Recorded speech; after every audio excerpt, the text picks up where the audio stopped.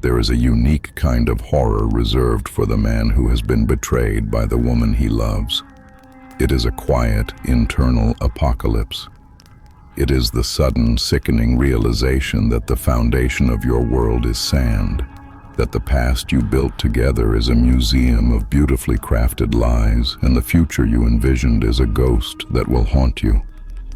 This is more than sadness. It is the chaos of a compass spinning wildly, of a map bursting into flames in your hands. Every shared memory is now a potential crime scene, every loving word a potential deception. This is a violation of the soul, a deep and primal wound that attacks your perception of reality itself. It unleashes a storm of passions so violent it threatens to tear you apart from the inside, leaving a hollowed-out man filled with a toxic cocktail of rage, shame, and a grief so profound it feels like a physical death. In the immediate aftermath, your mind is a battlefield.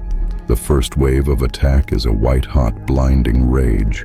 It is a desire for justice, for retribution, for them to feel even a fraction of the pain they have inflicted. The ancient Stoics had a name for this, a passion, an irrational judgment that hijacks the soul.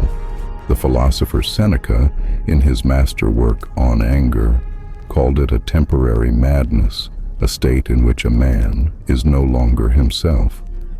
To act from this place, to send the text, to make the call, to burn the bridge, is to let the madness win.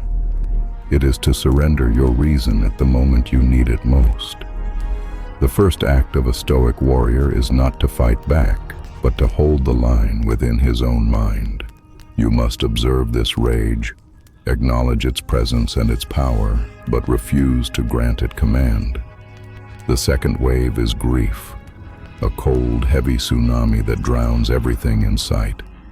It is the pain of not one loss, but thousands. The loss of your partner, your friend, your confidant, the loss of your shared routines, your inside jokes, your future anniversaries. This grief is immense and it is justified. Stoicism is not about suppressing this pain, it is about refusing to let it become your identity. You must allow yourself to feel it, to mourn the death of the world you knew. But you cannot set up a permanent residence in that sorrow. You must not add a second self-inflicted wound by telling yourself the lie that this pain is all you will ever feel again. This is where you, the Stoic in training, must draw your line in the sand. This is where you pivot from being the victim of the storm to being the observer of it. You must ask the question that forms the bedrock of all Stoic practice, the question handed down to us from the slave-turned-teacher, Epictetus. What is in my control and what is not? Let us be brutally honest. Her actions, her choices, the reasons for her betrayal, whether she feels remorse, what she is doing now, all of this is utterly and completely outside of your control. To obsess over the why is a fool's errand. It is a dark rabbit hole with no bottom. It is allowing her to continue to occupy your mind, rent-free, long after she has abdicated her position in your life. You must, as a matter of spiritual survival, release your grip on what you cannot control.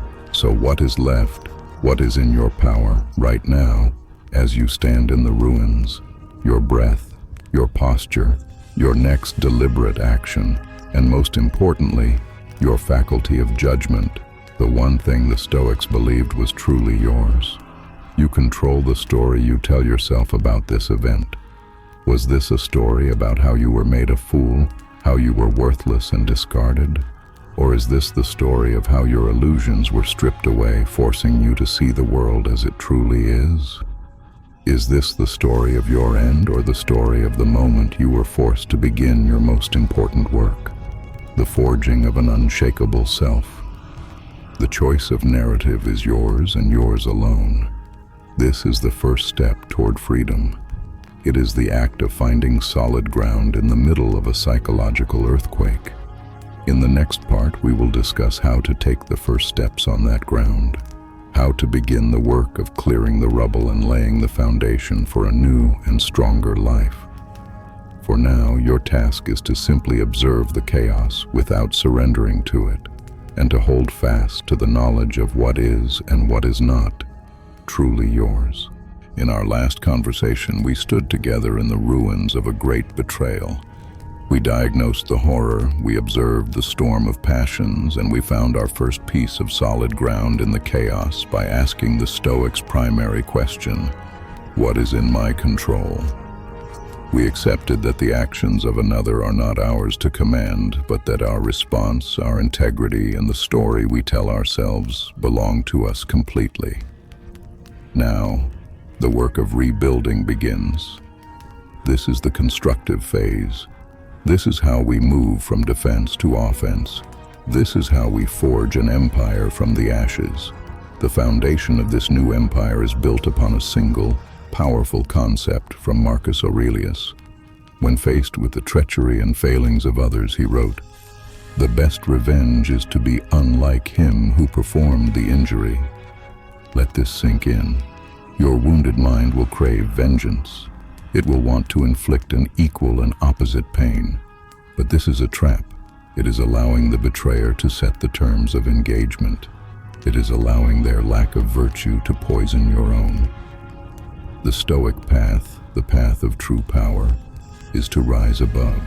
You answer dishonesty with radical integrity. You answer disloyalty with a fierce and renewed loyalty, not to a person who has proven unworthy, but to your own principles and your own code. You answer their weakness with your strength.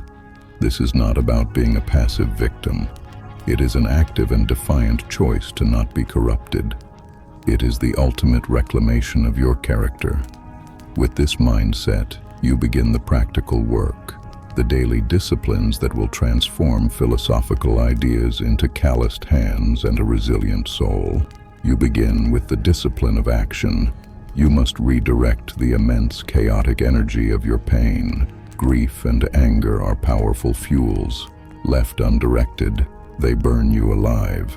Channeled correctly, they can power a forge. You throw yourself into your mission, your telos. You get back to the work you abandoned, the business you dreamed of, the physical training you neglected. You pick one area of your life that is entirely your own, and you commit to it with a ferocity you have not felt before.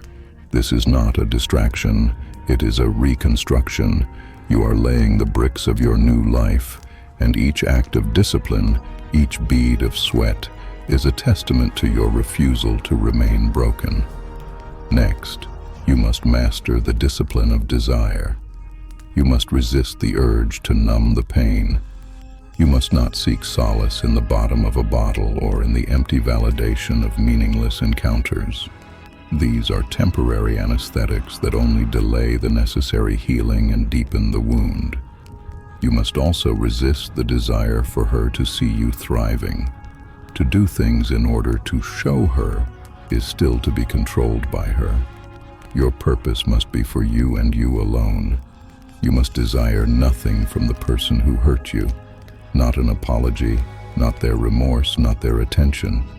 Your desire must be aimed only at what you control, your own excellence.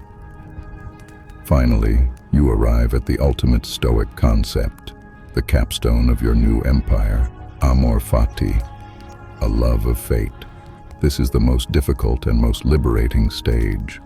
It is the practice of looking back at the horror, the betrayal, the entire catastrophe, and not just accepting it, but loving it as a necessary event. Why? Because the man you were before, the man whose foundation could be shattered by another person's choices, had to be destroyed. His peace was fragile. His strength was borrowed.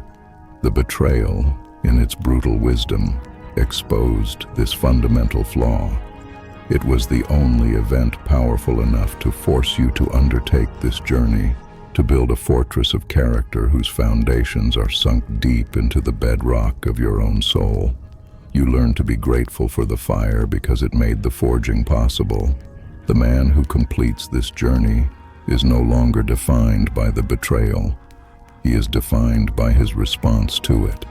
The pain is real, and the scars may remain, but they are no longer signs of weakness. They are the marks of a warrior who faced the chaos of the abyss and chose to build. He did not simply survive the ruins, he used them as his stones. He has created an inner citadel, a source of peace and strength that no one can ever take from him again. He has forged an empire of the self, and he is its unconquerable emperor. Outro. The trust was broken, but your spirit was forged.